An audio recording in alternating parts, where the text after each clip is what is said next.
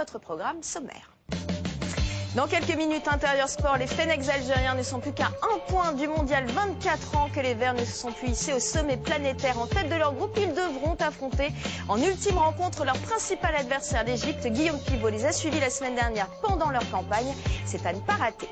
14h25, la deuxième journée de H-Cup, la Coupe d'Europe de rugby. Le Biarritz Olympique reçoit Gloucester. Le BO doit confirmer son retour au sommet. Après une belle entame de compétition, ils auront face à eux de solides Anglais. France-Angleterre, c'est d'ailleurs la tonalité de cette deuxième journée. Nous vous dirons tout. 16h30, retour de la Première Ligue. Arsenal reçoit Birmingham pour cette 9e journée. Les Gunners sont passés 6 buts il y a 15 jours à leurs adversaires. Beaucoup d'internationaux chez les Londoniens. Alors voilà, dans quel état seront-ils? La réponse tout à l'heure pour un match qui promet d'être spectaculaire. Et pour débuter notre bel après-midi, place à votre séance Intérieur Sport, le seul rendez-vous documentaire au cœur du sport et des sportifs. Guillaume Pivot, bonjour. Bonjour. Bienvenue, vous êtes le réalisateur du documentaire à suivre. Vous avez donc suivi les Fennecs algériens la semaine dernière à l'occasion de son match face au Rwanda dans le cadre des éliminatoires à la Coupe du Monde. Un match sous haute tension et pour cause, gros enjeux. Oui, ça fait 24 ans que l'Algérie n'a plus connu la Coupe du Monde depuis la Coupe du Monde au Mexique en 1986. Et puis pendant 20 ans, le pays a connu une crise politique, économique qui a rejailli sur le football. Donc il y a eu une grosse crise du foot. Les deux dernières Coupes d'Afrique des Nations, l'Algérie n'y a pas participé. Alors l'espoir est revenu seulement l'année dernière quand ils ont battu le Sénégal, ce qui n'est pas rien, pour se propulser au dernier tour qualificatif de la Coupe du Monde. Ils ont été reversés dans une poule de 4 avec l'Égypte, la Zambie et le Rwanda. Seule la première place est qualificative. Et ils ont battu l'Égypte à domicile au mois de juin, ce qui a lancé un fol espoir. Et on va le rappeler juste avant ces deux dernières rencontres qualificatives. L'Algérie est en tête avec 3 points d'avance sur l'Égypte. Les calculs étaient simples. Il suffisait pour l'Algérie de battre le Rwanda, de compter sur un faux pas de l'Égypte en Zambie pour se qualifier dès le week-end dernier pour la Coupe du Monde. Et c'est tout ce suspense-là que vous avez suivi la semaine dernière. On va les suivre dans un instant, mais quel que soit le résultat, on a le sentiment qu'il y aura un avant et un après cette campagne de qualification pour le mondial. Les structures, les mentalités sont en train de changer.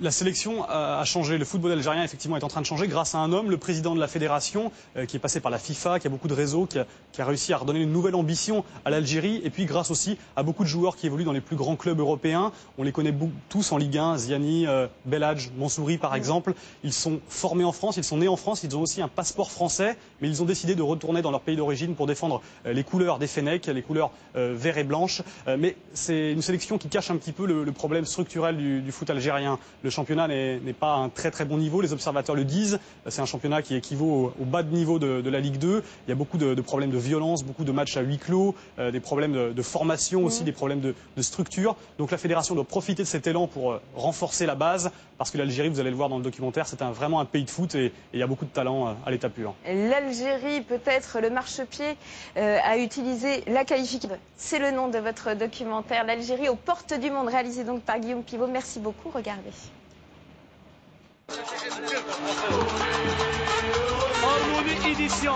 Groupe Milano et Groupe Torino.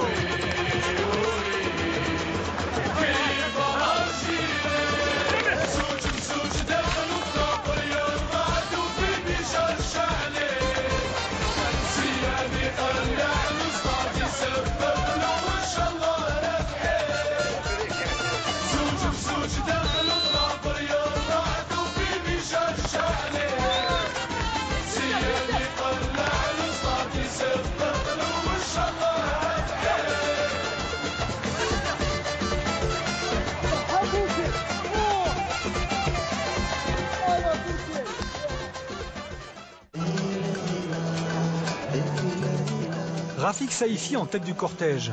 Ils arrivent de tous les horizons, d'Angleterre, de France ou du Qatar.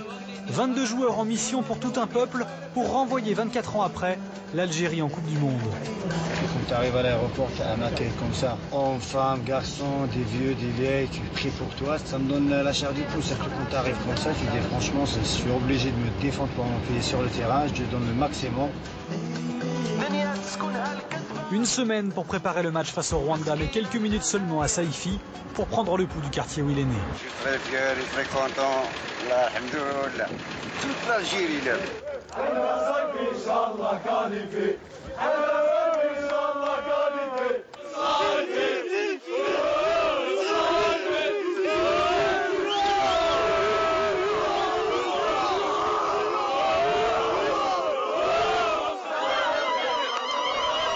Je suis descendue en bas pour le voir. Je ne l'ai pas vu, j'ai vu la foule. Il y avait plein de voisins, ses amis d'enfance qui le supportaient avec une très grande joie. Alors moi, j'étais aux anges.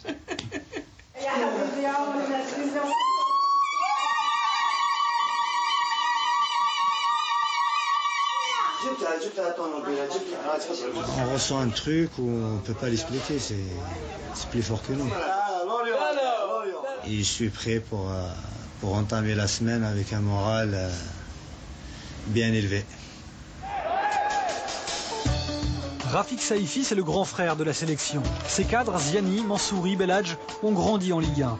C'est la France qui alimente la sélection algérienne. Et cette semaine, sur les 22 sélectionnés, 13 joueurs y sont nés et y ont été formés. Du jamais vu, car un nouveau règlement FIFA vient de permettre à Mourad Megni et Hassan Yebda de changer de couleur. Champions du monde chez les jeunes avec les Bleus, mais jamais sélectionnés chez les grands, ils viennent d'intégrer la sélection de leur pays d'origine. Les radios, il n'y a pas.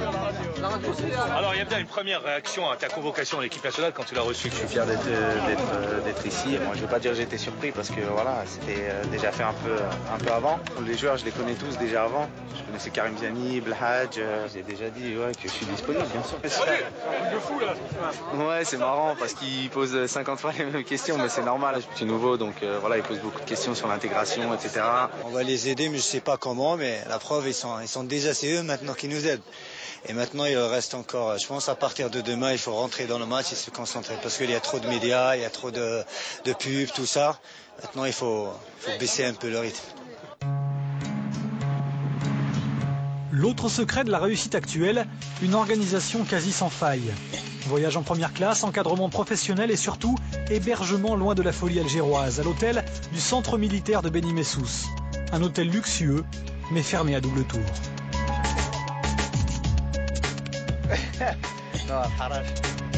On a Beni Messous, il fait chaud, la vie est belle, tranquille. Une sélection aux petits soins. Ah, des petites lasagnes, de la mayonnaise. Des conditions dignes des plus grands clubs européens et l'ambiance s'en ressent. Tu peux manger avec nous? Notre caméra sera la seule autorisée à pénétrer dans le terrier des Fennecs. Ça, c'est la nouvelle tendance. Voilà. Ah ouais, ça, c'est la nouvelle génération. Ça, c'est où? Mouchlar Chemblach, les Allemands. Vas-y, répète, t'as dit.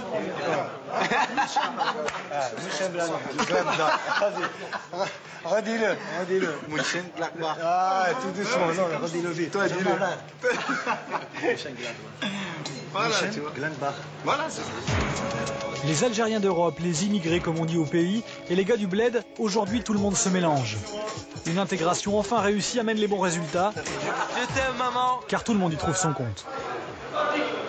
Au début, on regarde d'un mauvais œil, mais après, quand on voit que les résultats sont positifs, en fait, on s'aperçoit que c'est nécessaire aussi. La plupart des joueurs qui évoluent en équipe nationale, les titulaires, excepté